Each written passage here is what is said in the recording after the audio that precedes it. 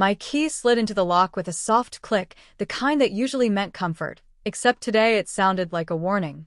I wasn't supposed to be home this early.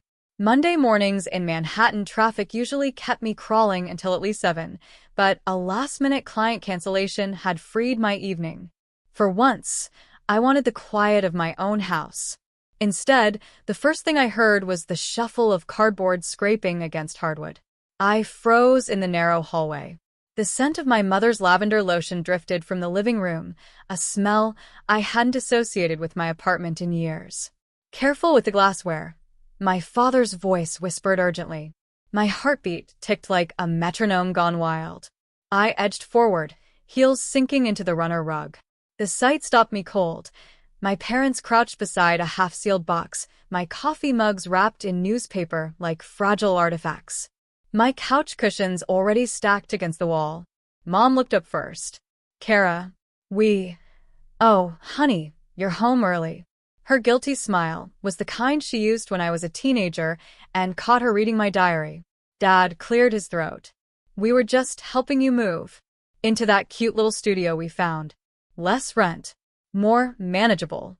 For a heartbeat, all I could hear was the rush of blood in my ears. Move? Into a studio? Without asking me? Silk from my blouse stuck to the sweat at the small of my back. I tasted iron at the edge of my tongue. Part shock, part the familiar sting of betrayal. I set my bag down slowly, the leather strap brushing against my wrist like a warning. "You work packing my things?" My voice was soft, but it carried the weight of every silent argument we'd ever had. Mom's eyes darted away. Dad shifted, caught between explanation and excuse. I took a breath that burned all the way down. The past I'd worked so hard to bury was clawing its way back, one taped-up box at a time. I wasn't always the woman who could stride into a boardroom without a flicker of doubt. Back then, I was just Samantha Hayes, 22, standing in the doorway of the house I grew up in, clutching a half-packed duffel bag like it was a life vest. It was late August, the kind of evening when the heat sticks to your skin like cling wrap. My parents' voices tangled in the background, low, deliberate, like they'd rehearsed this conversation without me. "Sam," my mother began, smoothing the floral tablecloth even though dinner was long over, "this is for your own good." I caught the faint tremor in her fingers as she flattened the fabric. Dad stood behind her, arms crossed, the porch light casting sharp lines across his face. "For my own good?" I repeated, my voice cracking halfway through. I hated the way it made me sound like a child, but the words tasted like betrayal. Dad exhaled slowly. "You're stuck, honey. We found a small studio near downtown, affordable, easy to manage. We thought we'd help you move this weekend. Give you a fresh start." Fresh start. The phrase hit me like a slap. I had a job interview the next morning, one I'd kept to myself because I'd learned, painfully, that my ambitions always felt too big to them. I wanted to work in design, to build something of my own, but they heard only risk. "You packed my things without asking?" I whispered. My throat tightened until every word scraped raw. "You just decided." Mom's eyes glistened, but she didn't look away. "We can't watch you chase something that's not practical. We love you too much to see you fail." The lump in my throat hardened. It wasn't love I felt. It was the slow crush of being underestimated. Behind me, the night air smelled of cut grass and a hint of rain.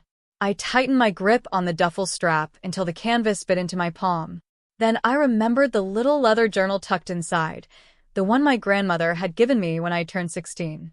"Write the life you want," she'd scrawled on the inside cover. My voice steadied. "I'm not moving into that studio. And I'm not letting you decide what my life is worth." I walked out before they could answer.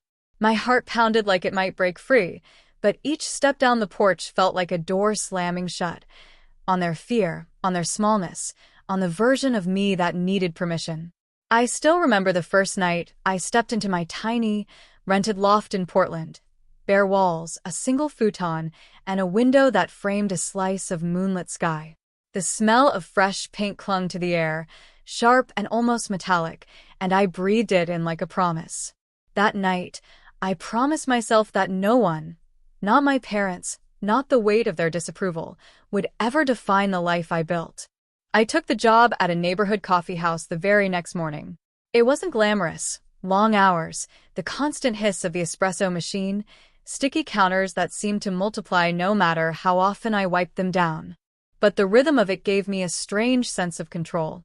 I learned every regular's order by heart, scribbled down ideas for my own business on the backs of receipt paper during my 10-minute breaks. It was there I met Clara Jennings, a regular who always wore linen trousers and smelled faintly of jasmine. She was the kind of woman who carried quiet authority. Her words were few but deliberate, her eyes the pale blue of sea glass. One late afternoon, after I'd remembered her complicated order without asking, she lingered at the counter. "You have a gift for making people feel seen," she said, sliding her credit card across the counter. "Do you always hide behind the espresso machine?" I laughed, unsure how to answer. But Clara didn't let the moment pass. Over the weeks that followed, she returned again and again, sometimes staying long after her cup had gone cold, asking about my ideas. When I finally admitted my dream of opening a design studio for sustainable interiors, a blend of art and function, her eyes lit up. "Show me what you've sketched," she urged. One evening, I brought a battered leather folder stuffed with drawings and notes. My hands shook as I spread them across the table, heart pounding like I was confessing a secret. Clara studied every page with a keen eye, occasionally nodding, sometimes asking a single, sharp question that cut straight to the heart of a design flaw. When she finally looked up, she smiled. "You've got something real here, Harper. If you're willing to work for it, I can introduce you to people who'll take you seriously." That night, I walked home beneath a canopy of streetlights, clutching her business card like a talisman. I could almost hear my grandmother's voice, the same quiet strength from years ago, reminding me that courage often hides in the smallest steps. The months that followed were a blur of exhaustion and exhilaration. I worked mornings at the coffee house and spent every spare hour apprenticing at a local design firm Clara connected me with. I learned to draft professional layouts, negotiate with suppliers, and most of all, trust my instincts. Every paycheck went into savings. Every success, I shared only with a small circle of friends. I posted cheerful but vague updates online, loving the Pacific Northwest, careful never to hint at the growing list of clients or the small but thriving design studio I eventually opened under my own name, Harper Lane Interiors. It was my quiet rebellion. While my parents probably still pictured me barely scraping by, I was shaping something far more powerful, a life that belonged entirely to me. I heard the crunch of gravel long before the doorbell rang. The sound pulled me from the quiet hum of my espresso machine, the scent of roasted beans still curling through my open-plan loft. I'd left the wide industrial windows unlatched. A September breeze swept in, carrying a hint of salt from the bay. When the chime finally echoed, I didn't rush. I set the cup down, smoothed the sleeve of my dove-gray cashmere sweater, and let my fingers linger on the marble countertop. Through the frosted glass of the front door, 3 familiar silhouettes shifted. My parents, Robert and Elaine, stood stiffly, hands clasped like they were bracing for a funeral. And behind them, my younger brother, Tyler, kept his gaze fixed on his sneakers. I pulled the door open and, for a heartbeat, no one spoke. Their eyes swept past me and into the space they clearly weren't expecting. The loft ceilings soared 12 feet high, beams of polished oak stretching across like the ribs of a cathedral. Sunlight streamed through the giant windows, spilling over the charcoal velvet sofa and the collection of black and white photographs I'd taken during my first solo trip to Europe. In the far corner, a baby grand piano gleamed, something my father once claimed I'd never be disciplined enough to master. Mom's lips parted, then closed again. Dad cleared his throat. "Lena," he finally managed, his voice rasping. "This is quite a place." "Thank you," I said simply, stepping aside. "Come in." Their footsteps were cautious, as if wealth itself might crack beneath them. Tyler trailed after, his hands jammed deep into the pockets of a hoodie 2 sizes too big. I let them wander. Let them absorb the tall bookshelves filled with titles I'd collected while they assumed I was barely scraping by.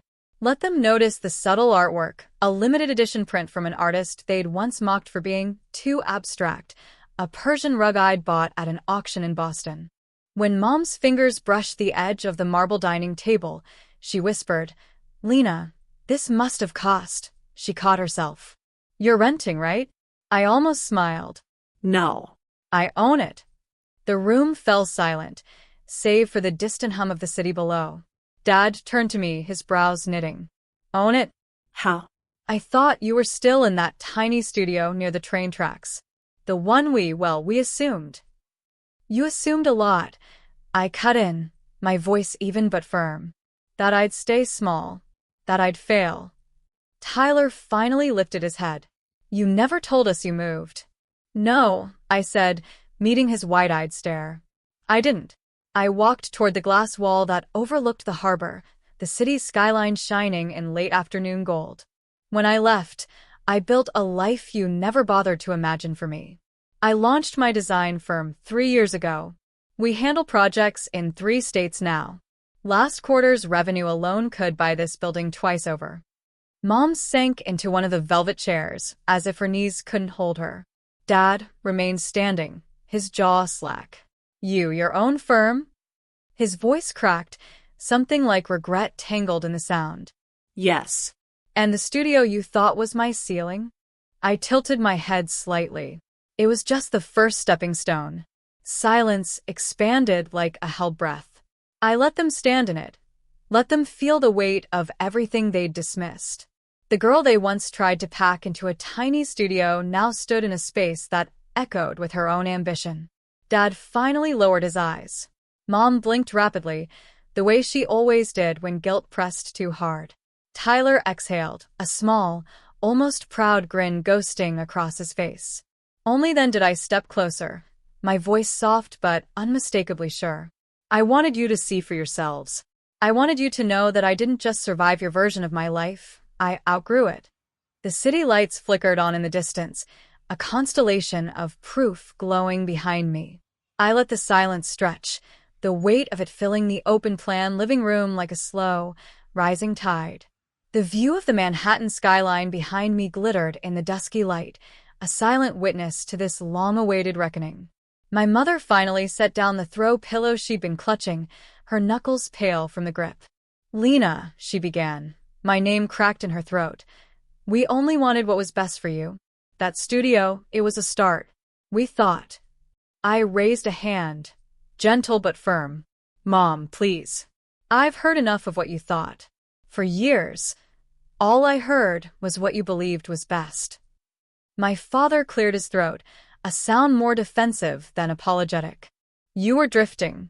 We worried you'd waste your potential." "Funny," I said, keeping my voice calm, "because that potential flourished the second I left." I gestured around the loft, its exposed brick walls, the framed photographs from the art shows I'd curated, the polished oak floors that had become my dance floor on lonely nights. "This isn't just a home. It's a life I built without a single dollar from you." Their eyes followed my every movement. My mother's lips trembled, my father's jaw tightened. "I'm not here to humiliate you," I continued. "But if we're going to have any kind of relationship, there need to be some ground rules." I turned first to my father. "Dad, you need to stop pretending control is the same as love. I'll share my successes and failures with you, but only if you can listen without judgment. No more unsolicited plans for my life. No more ultimatums disguised as advice." He looked down, his fingers worrying the hem of his sweater. For the first time, he said nothing. I faced my mother next. "Mom, you have to stop apologizing for me to relatives or acting like my choices need softening. You raised a woman capable of standing on her own. Please stop treating that as something to explain away." A tear slid down her cheek. I didn't realize I was doing that." "I know," I said softly, "but it has to change." I drew in a slow breath and addressed them both. "From now on, if you want to be a part of my life, it has to be as partners in respect, not as architects of my future. I will welcome you into my world, but only if you respect the boundaries I fought to build." The quiet that followed wasn't the brittle silence of old arguments. It was heavy, yes, but also settling. Finally, my father looked up. His voice was low, unsteady. "You're right. We failed you there. We thought we were protecting you, but we were just afraid." My mother reached for my hand. "We want to do better, Lena. We'll try." For a moment, the city lights flickered across their faces like tiny constellations. I thought of the silver locket my grandmother had given me all those years ago, a quiet promise that I could write my own story. I wore it tonight beneath my silk blouse, its cool weight resting against my heart. "I believe you," I said, "and I'm willing to start fresh. But understand, this life is mine. I decide who I become next." Their shoulders eased, the tension finally giving way to something that felt almost like relief. And for the first time in years, I felt it too, a power shift not in dominance but in balance. I watched the late afternoon light spill across the hardwood floor of my loft, turning everything the color of warm honey. The last of the moving boxes, my parents' boxes, stood neatly stacked by the door, their bold black marker labels now carrying a different weight. They weren't symbols of someone being pushed out anymore. They were proof of people finally choosing to step back and respect my space. Mom's laughter floated from the kitchen, soft and tentative, as she helped Dad rinse the coffee mugs we'd just used. For the first time in years, the sound didn't ache. It didn't remind me of all the ways they'd underestimated me. I turned the smooth silver charm in my palm, the tiny compass pendant Aunt Lila had given me the night I left home. "Find your own north, Maggie," she'd whispered back then. I'd clung to those words through every sleepless night and every doubtful glance. Now, as I traced the compass edge, I saw Mom glance toward me. Her eyes met mine and held, not with the old sharpness of control, but with a quiet recognition. "You really built something beautiful here," she said. I heard the unspoken words. "We were wrong. We see you now." Dad cleared his throat, the sound rough like gravel. "We should have trusted you." "I'm sorry." The apology landed gently, no fireworks, no dramatic swell, just a simple truth that settled deep inside me. I stepped closer, the compass warm against my skin. "It wasn't easy for any of us," I said, my voice steady. "But maybe this is how we grow, by finally letting each other stand where we belong." Mom reached for my hand, tentative at first, then firmer when I didn't pull away. For the first time, it felt like an equal grip. Later, after they left, I stood by the window and watched their car taillights disappear into the dusk. The city hummed beneath me, alive and certain. I slipped the compass pendant back around my neck. Its tiny needle rested north, just as it always had. My own voice rose in the quiet, soft but unshakable. I was never moving into a tiny studio. I was moving into myself.